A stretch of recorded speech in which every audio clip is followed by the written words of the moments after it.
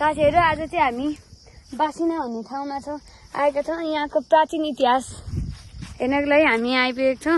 अब यहाँबाट हामी उता जान लागिरहेका छौं। यहाँ जाँदा चाहिँ हामीले एउटा शिवला चढाएर जानुपर्छ अरे। हेर्न सक्नुहुन्छ म चाहिँ यहाँ छु।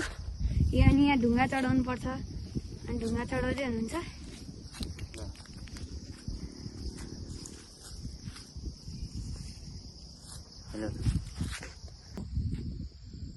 यो बाटो हिँड्ने बटुवाले आफ्नो सहर बजार हामी जहाँ जान्छौँ त्यहाँ जाँदाखेरि आफ्नो घर छोडेर हिँड्दा जुन बिछोडको पीडाले देउरालीलाई भाग्ने चलन। देउरालीलाई भाग्दाखेरि देउरालीमा भाके फुलपाती जाँदाखेरि फुल चढाउने अथवा पाती चढाउने। अब पाती चढाउने अनि त्यसपछि आफ्नो मनोकामना सिद्धि भएपछि अनि आफ्नो कर्म सकेर घर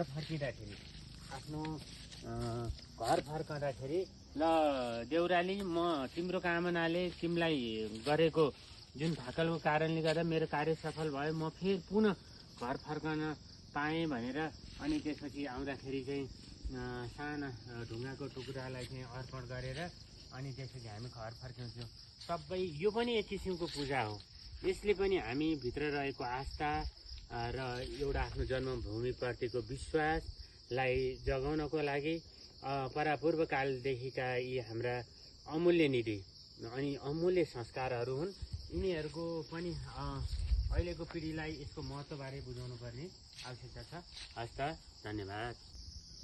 नमस्ते। आज हामी चाहिँ यो दक्षिणकाली नगरपालिका वडा नम्बर 9 को नवबुद्ध धनुकी हापा वन क्षेत्रभित्र पर्ने ऐतिहासिक राणाकालीन बाटोको मूल बाटोको डाँडामा अवस्थित यो बासिना देउराली भन्नुहुन्थ्यो। बासिना देउराली किन यसको नाम बासिना देउराली रह्यो त भन्ने कुरा यो चाहिँ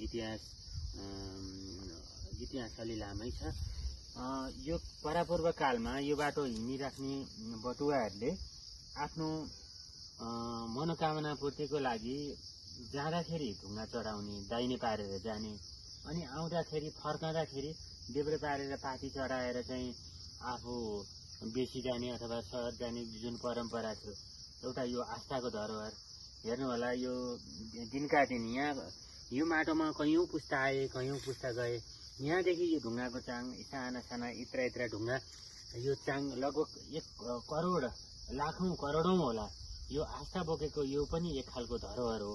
यिनीहरूको पनि हामीले चाहिँ अहिलेको पुस्तालाई देखाउनको लागि संरक्षण गर्नुपर्छ। धन्यवाद। हामी चाहिँ हाम्रो ऐतिहासिक धरोहरबाट फेरि फर्किसकेका छौं। यही पछाडि हो। अनि म चाहिँ जुगा टिपेर खाल्दैछु। यहाँ चाहिँ जुगा अति लाग्दो रहेछ। हेर्न सक्नुहुन्छ घाँसहरू बढी भएको कारणले गर्दा। अनि यहाँ एउटा सानो बाटो नि रहेछ। अब मैले चाहिँ त्यहाँको बारेमा केही साना भिडियोहरू बनाएको छु।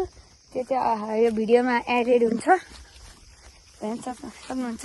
यहाँ जाने बाटोलाई यस्तो छ। यहाँको संरक्षण गर्नुपर्छ भन्ने मेरो वाक्यमा यो भिडियो टुङ्गाउन चाहन्छु। Thanks for watching. Bye by.